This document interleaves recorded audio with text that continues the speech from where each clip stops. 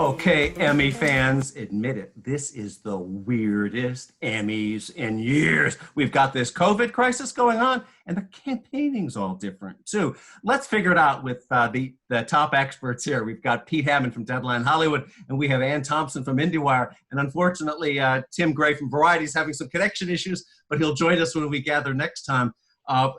Pete set this up for us. Everything's different this year. You're out in the field more than me and maybe Ann. What's going on?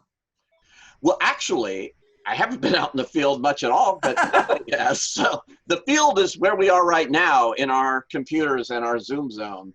And that is what it is. And it's fascinating. I've done about 40 interviews with so-called contenders and different people for our Contenders series, as well as video series I do, Actor's Side, Behind the Lens. And I find people are really now comfortable in their living rooms doing this. And I think that this is the way they want to go in the future. This is a perfect way to change campaigning for everything. I mean, save a lot of money. Yeah, a lot of money. We're looking at a whole new blueprint for this. And really, how different is it? I don't know. I talked to someone from Apple who did a SAG nom-com thing for Defending Jacob, and they said they got 858 actual people from SAG nom-com tuning in, which is way more than you're normally going to get. You don't have to pay to feed them. Well, they have nothing else to do. and there are only like 2,200 of them or so. And so if you had yes, and they were so thrilled beyond with this kind of thing. And actually the conversations are fun. I've been having a really good time doing that aspect of it. I think we're seeing differences here, as Netflix has explained that they're not going to be doing a lot of print advertising anymore. It's all digital with them. Even the billboards, all those billboards that they bought all over LA, to do, isn't really good because the traffic has. Nobody's there. No one's watching them. Yeah, and so it's a whole different world of campaigning. But here's my point on this. I think it's going to really affect who gets nominated and probably who wins too, because we have so many people stuck at home. They're actually watching television. God forbid. Yeah, they're actually watching these shows. So I don't think it's going to be the same old, same old. I think we're not safe in making our predictions quite yet here, because a lot of these shows are getting sampled. And I know from my own point of view, I've been having a lot more time to actually watch this stuff. Me too. The same thing. And how are things different for you this year? Well, I'm really spending, and I think like a lot of people, I'm lucky to be employed. Thank you very much. Penske's doing great. We're good. But I'm really home every single night, catching up on these series, and discovering something like Unorthodox, which is one of the most extraordinary things. And I'm also like Pete, enjoying having people get on the phone with me or on Zoom and really give me the time. It's been lovely to really, they want to talk. It's not like a junket setting. There's a real one-on-one rapport that can be, and people talk about real stuff and not just the shows. And I'm really having a lot of fun with it. So here, my observation too, though, not fun, COVID and all of the protests and the reactions to the protests and the politics of the time, I think are really going to have an impact on this race. It's really not just about what's fun right now. It's about what's telling us stories that we need to hear. And it's about, what are the Emmys themselves going to look like? I mean, they have to do 3 different shows, or however they're going to do it, and they're going to do it virtually, one way or another. There's been some blueprints of that already, local Emmy shows in New York and different that have done it that way.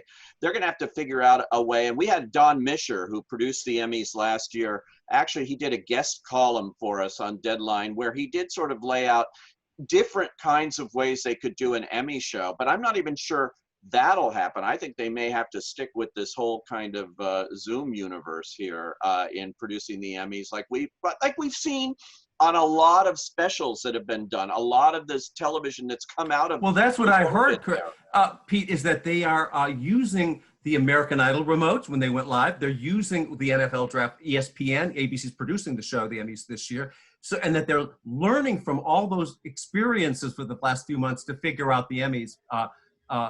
And so they actually had scouts out there at these productions with that in mind.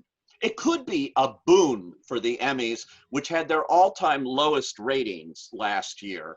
And they do need something to pump it up. So the idea of going into people's homes, having cameras at all the nominees in their homes, a la the NFL kind of thing, with a support team behind them, their family and everything, could so energize this show in a way that it hasn't been energized. This may actually be a blessing in disguise for the Television Academy. Do you think it will mean that the shows that are the sort of standard issue every year, let's go back to the same old popular shows, that there could be discoveries being made and other shows that might not have been the ratings juggernauts that have been dominating this? That's my fear, Anne, and let me jump in here. Fear? Why fear? Well, fear because you know what we've been seeing. Think about unpredictable is your fear. No, think about this. What we've seen the last. You can't predict them, Tom. Okay. I'm terrible. No. Think about this. What we've seen recently, is it a trend or not? At the Oscars, isn't it the first time ever that 4 films got double nominations at the Oscars? Yes. Last year at the Emmys, we call it a Gold Derby vote clustering. So we saw, for example, last year, when they like a show, they really, really like it. So last year we saw all of the Game of Thrones eligible featured players nominated, etc.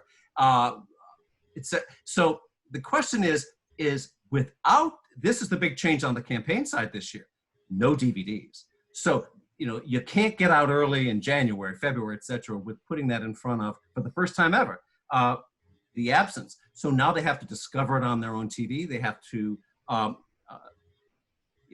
the networks are still allowed to send links, and they do, to watch it virtually, but. Well, I didn't watch the videos that were sent me as an Academy member, and they just pile up for years. I literally took out, I counted them, 11 full trash bags of this stuff. Wow. I'm using this time to organize everything, and I got rid of all of it. And I thought, I'm going to miss this. I wasn't for that when they announced this, because it does remind you what you want to see, just having it physically there. You can look at the thing. But you can always see this stuff on TV and on the Academy's platform and everything. So I actually don't miss it, and I don't think anybody really misses this except those. Better for the environment. And besides, it's much better to sort of create a queue of your own in terms of what you really want to see. And I think that's what people are doing. Yeah, but there are FYC events. Those things are still having some kind of impact. And the Academy is sending FYC almost daily from every network or studio. That's how they've signed via email. To continue to make money within the Academy. They provide these platforms. Each one puts all their shows on all their thing and directs you to where you can see it. So that has replaced it. And it is a constant reminder, but it's for all of their shows. So you still don't have that physical thing in front of you. But there's certain shows that they campaign for more than others. And I find that I wonder if everyone really does like The Outsider, right? Wouldn't it be possible that even if HBO isn't really campaigning for it, although there's a recent FYC thing that just came through, that maybe just because the people on Gold Derby aren't picking it, I know. Maybe it's stronger than we think. I'm wondering if Gold Derby's really reflecting the reality. Yeah, I'm wondering that too, because I don't know. I don't think it's the same old. I don't think so. Shows that are being discovered, like Have You Never, or whatever that is, and they're watching things. No, really, and they're wow, this is really good, and there's really good performances in these. I mean, the competition in some of the performance categories is just crazy. Supporting actress in a limited series is unbelievable this year, between Mrs. America, a couple of great performances in Hollywood, all those other shows on Unorthodox that Anne mentioned, unbelievable. Love that show. From earlier this year, that's right. Amazing performances too. I don't know how they're going to split. And then all this other new stuff we're talking about here that may be discoveries that may throw a real wrench into all of this. let me give a specific case and let's kind of noodle this one together. Mrs. Maisel won 2 years ago. Fleabag won comedy series last year. Fleabag's not eligible this year. So we've got the final season of Schitt's Creek. Now, 5 seasons of the 6 are on Netflix.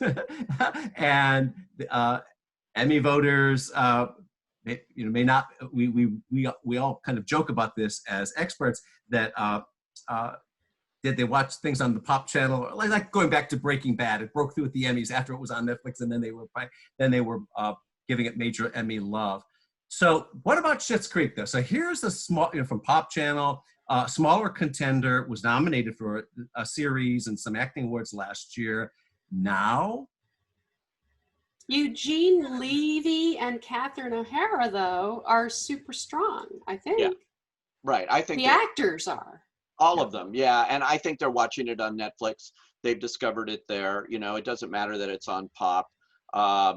This is visible. It's very. I can feel the love for those two. Yeah, and look, last year they came out of nowhere and got all these nominations. And so they have momentum now. Yeah, there's a lot of momentum. There's shows that aren't involved this year that that Veep is out. Yeah, Veep is out. Fleabag's out. So the actual comedy series category is ripe for major change, actually. It is, yeah. And we have new contenders like Ron and others, which are really interesting when you size up things. Yeah, and you wonder if the Academy, the same old, is going to go like, oh, we know this name. We're going to keep nominating this name no matter what they do. Merritt Wever being one, in the way that Tom O'Neill predicts these things. Oh, Merritt Wever. She wins for whatever she's done. Regina King can't lose. I don't care what she's in, so so there's that. And then you steal my predictions. Just admit it. I do. But oh, foolish. Yeah. No, it's interesting. Don't you think Watchmen would be an example of something that would be gaining ground in this? I would think so if the Academy is going to watch it. I mean, I know it's a critic. It's hard to watch. I admit it's a challenge genre to watch. kind of thing I too. love it. I think it's brilliant, but it's you have to pay attention to it. I sort of wonder if your average Academy member that actually actively votes in these things is as big a fan of that as is everyone else, and critics groups and that sort of thing. Maybe not. It's got going for it. Regina King, Jean Smart, Academy favorites. Absolutely. So they're going to be drawn to it to see it, and then once they see it, they're going to see an inventive, innovative show, and and get out of timely.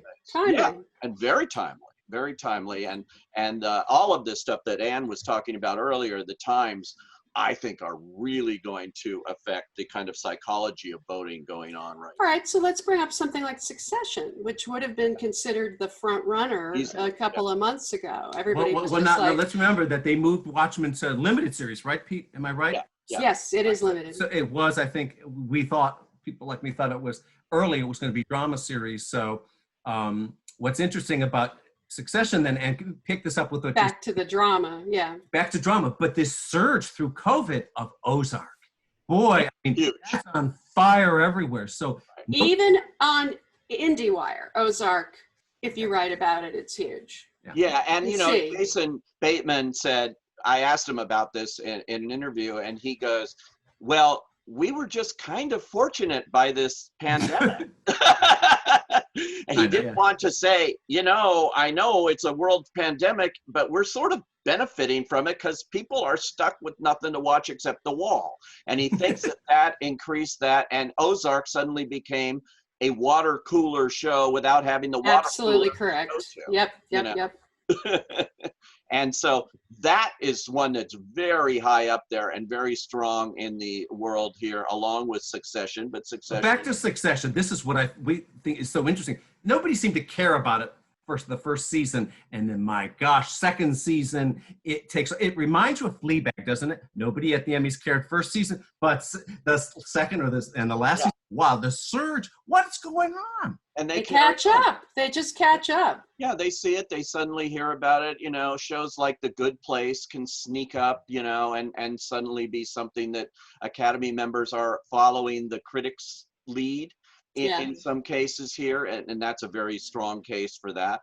And other shows like that, it's just and then there are shows that are going to get nominated no matter what, if this was a normal year or an abnormal year, and that'll be like The Crown. I was just going to bring up The Crown. I Yeah. have this instinct that The Crown, with Olivia Colman in the lead and Helena Bonham Carter with this extraordinary cast, it could actually do better this time. Yeah, I think it will. I think it will. And it's definitely, you know, one that's showing quality throughout and continuously.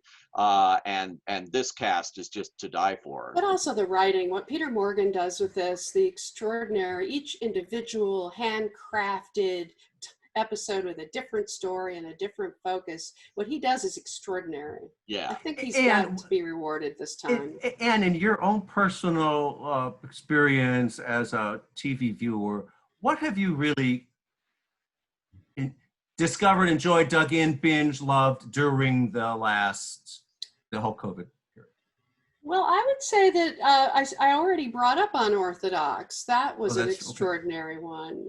The Outsider was a big, I caught up with that. And that's another one where I'm sort of dumbfounded by the fact that there isn't more buzz around it, because the writing by Richard Price is so good. The directing is good. Ben Mendelsohn and Cynthia Erivo are amazing.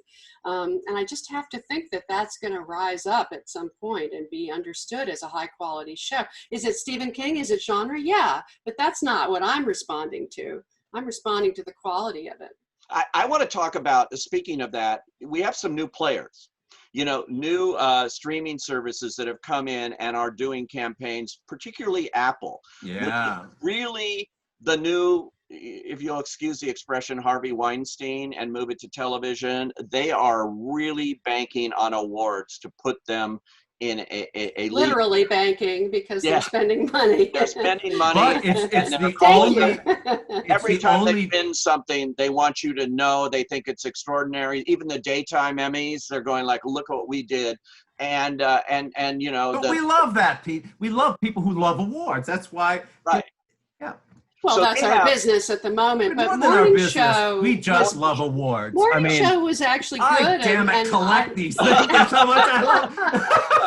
Yes, you bought. I don't Tom feel. O'Neill buys awards. I don't feel a lot of love for Morning Show. I loved it. I thought it was really well done, but I don't feel the love. Well, that wasn't in the beginning for Morning Show. It was criticized and everything. And I got to tell you, though, the way that show wraps up, unbelievable. It is so timely. It is so emotional and heavy and melodramatic. And it's about TV. TV voters are voting about TV. It's powerful. But it's also, it's about Me Too. Speaking of Harvey going- Weinstein. It's about Me Too. And you know It's what? going It's a to perfect. get nominations. It is. But It's who- a perfect Get the COVID point. example because it is the only show in the Gold Derby odds now when you combine the experts, the editors, the users, and everybody of the new drama series. So I think, yeah, people have caught up with it. I think, you know, it's got a huge, you know, audience appreciation score at IMDb and Rotten Tomatoes, etc. And I think that's a show that's going to really benefit. It's powerful, and it won. Needed more look, time. It won at SAG. Jennifer Aniston That's won right. at SAG, and against Olivia Colman and what have you. I mean, that was a real telltale. That was a surprise. Agreed. Yeah, that was a surprise, but she's so good in it. They're all good in it. Reese is good in it too. Mabata Witherspoon. Raw. Yeah. Gugu Mabata Raw in that incredible monologue she has opposite Reese Witherspoon, where she's trying to talk her to go on the show, and That's a great scene. Yes. is just brilliant acting, no matter how you see it, and it's almost Shakespearean in that way. I talked to Gugu, and I brought that up because she's done so much Shakespeare, and she laughed and she said, "Yeah, Carrie Aaron is like the new Shakespeare." But Reese has a couple of good shows. What about Little Fires Everywhere? Excellent. That Another seems show. very timely and very. Kerry Washington. It is, amazing, and too. a key show there in that the book did not have the racial kind of storyline going. That's right. It was added for asking- the series. It was not written that way, and the series came in. It's better than the book. Yeah, and the series did that, and I think that's something to look out for too, in an incredibly competitive category in the limited series world here. So, And Mrs. America has surged recently. It just, that's great. I wouldn't have bet ahead of time that a miniseries about Phyllis Schlafly. He said, well, I mean, you know, it's liberal Hollywood, the champion of conservative traditional motherhood in the 70s. Boy, it was so stylish, and that Kate Blanchett pulled it off. I thought, you know, how is she? the elegant, beautiful Kate Blanchett going to do, She's an actress. I know, yeah. You know, she's great, and she really nails it. You know, and also I think turns Phyllis Schlafly into a human being, She does. which was a no easy trick, because we only know her for being this kind of anti, ERA and all of that. And this show also has brought the ERA back into focus too, and we're seeing talk about that all of a sudden. So television as a social platform that can move real life events, is And also what Pete's something talking we about have here, let's explain that for a There's second. a couple of states that can ratify. Yeah, but the deadline ran out, so Congress just needs to kind of extend the deadline, and Yeah. it could finally pass. That would And be. Trump is trying to stop that, of course. But Of course. But this but is Phyllis where the Schlafly, Emmy. before she died, was the early Trump supporter too. You have to take that away and just look at what Kate Blanchett brings to I know. this, and really, is she like the ultimate feminist in a sense in this show, because she came out in a world dominated by men here and got her voice out there, and this show shows that. So you do have a three-dimensional portrait of somebody here, and all the other actresses, oh my God, they could nominate every single one of them in the supporting category. That's going to be. That's Hollywood's problem. Ryan Murphy show, isn't it? Yeah. I was just going to say the same thing. But I would say like that the gravitas, right, of Mrs. America would be in its favor as opposed to Hollywood, which is Probably, light. although my God, Patti LuPone is so brilliant, and so and so is Holland Taylor, and the And Joe Montello. He's with- brilliant. Joe Montello this is the rawness best. comes through with these characters. And Jim Parsons is great. That's a risky and out there performance. Yeah, risky when he's dancing around in his skinny. The Salome. It's so adventurous and Yeah, it's not a critic's darling, and I think it may have more appeal in the with the Emmys. oh yeah, I think it's like morning show, the critics. Yeah. Now or I think absolutely. Yeah. I actually thought that Queen Latifah was very good. She's in great. The Hattie McDaniel role. It's a small role though compared to some of the others, and with That's all where that the emotion was for me. I was very taken with that story. It's with the whole Gone with the Wind right. controversy. That's what I'm saying. This yeah. may lift Queen Latifah there, and that whole and it was such a great show in bringing attention to the fact of what happened to Hattie McDaniel at the Oscars and all of that. And I love the mix of things. I thought Dylan McDermott was great in the show too. He was hilarious. So Pete, you answered the question I asked Ann a second ago. What have you personally discovered, enjoyed, really, your personal experience as a viewer for the last 4 or 5 months? Well, I loved Hollywood. I saw it early. It was sent to me, and just like we know you probably like this Hollywood stuff historically. So, look at this. And I thought it was interesting to see in light of Quentin Tarantino's Once Upon a Time in Hollywood, and even the HBO show we haven't mentioned here, that I didn't think was as good, called The Plot Against America, which has an alternate universe of history. So it's an interesting kind of trend. I really liked Hollywood, though, and I liked Defending Jacob on Apple. I was riveted. That's an old-fashioned kind of format, but I thought the acting was exceptional. Michelle Dockery and Chris Evans and Jaden Martell right down the line, and Cherry Jones, who will get nominated for anything, and she has other and stuff she's this up for year. many things this year. And I think she'll get edged out in that limited series supporting category when in any other year she could have won.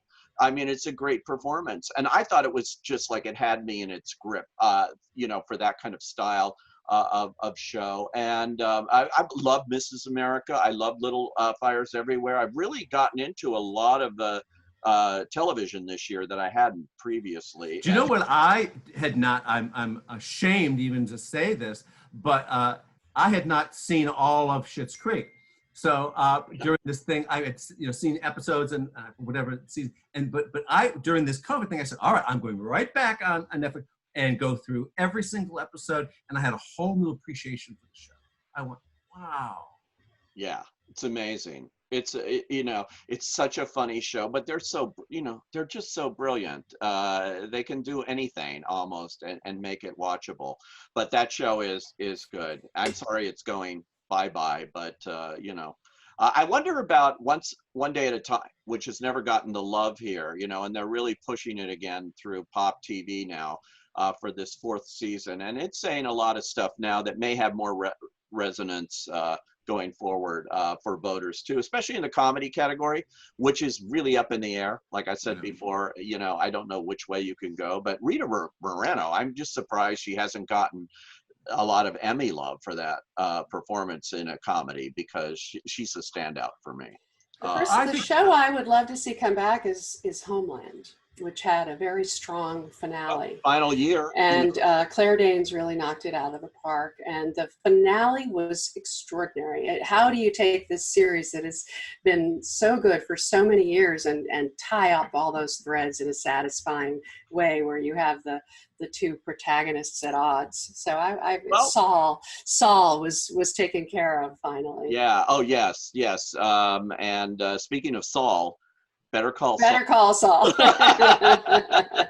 We got to look at that. And I love the TV movie, by the way, El Camino. I did a thing with Vince Gilligan, and I was just like a slobbering fan, because I said, wow, to go pick this up and do this. And I want to mention one actor that I think deserves recognition for this beautiful scene he did in El Camino, a couple of scenes, and he's in another show too, but that's the late, great Robert Forster. And I would hope his fellow actors would look at El Camino, because if they do, he gets nominated. He just is so good in that, and it just shows you how great he is, and he never overplays anything in his entire career. This would be a nice thing to see. Let me put in, since we're cheerleading here from our personal things, Mrs. Maisel, you know, during this whole thing, I love that show. It's like film quality. It's so rich. It's so open. And I went back again this lockdown quarantine period and watched everything again and just loved it. Oh my God. I love the production value, particularly when they went to the Fontainebleau and the Florida scenes. Of course, the opening episode with the USO show, and all of the production value that goes into that, from costumes, production design, cinematography, everything in recreating these periods, and in the scripting of being very precise about what was going on at that time. You know, one of the characters I know every just detail. got to see Bye Bye Birdie on Broadway, and you know, so you know exactly where it is. Yeah, it's a show I think underappreciated as it goes along. I think it was the hot thing when it came out, and now it's, you know, sort of taken for granted a little bit. But we'll see. It too won a big victory at SAG. So, you know. And all those crafts categories, the strength that you're talking about, we know that lifts the show in the series race. That's right. And you're going to see multiple. Rachel be nominated, and Tony Shalhoub is the front runner. So. Absolutely. Absolutely. Lots of. So, Anne, your personal cheerleader. I'm pushing hard for Unbelievable and Euphoria. These are shows that focus on really strong women characters, and but Euphoria might be a little too young skewing for the Emmys, right? I know, and a little too old. It was like it's extreme. I know it feels a long time ago. I want these shows to stay in the conversation, and I really think that Toni Collette and Merritt Wever just run away with it, as opposed to Run, which sort of ran out of steam. The other Merritt Wever show. Yes, right, and you know, and also obviously, you know, had Phoebe Waller-Bridge, and it had. I don't know. I was really underwhelmed by that one. I was underwhelmed for the first few episodes, and then I bought it. But don't forget, when you're talking about Unbelievable, Caitlin Dever in the very first episode, which was, you know, this is heart-wrenching. Usually you're building up for characters to go. This one started out, boom, right out of the box with this gut-wrenching episode, no question about it. And the level of acting by her in it is very strong. So I think she's in the lead actress category for sure. Okay, well, let's wrap up here. We have a whole Emmy season. We're still more than a month away from nominations, and we have to admit that everything's so different this year. I have to confess to being an Emmy idiot this year. I think, my God, it's so. I'm in there with you. Finally, it's called the truth that we all know. I know. Wow. I can edit this out of the video. Remember, I'm doing the recording portion. Hey, thank you so much, you guys, and thanks for making your predictions. And those of you watching at home, the predictions. bear in mind, you know, they're going to go up and down, and we're going to be changing our minds here in the home run, and give us a little more leash this year as predictors than you might normally, because I think we're going to need it. Thanks, everybody. Good to see you guys. Yep.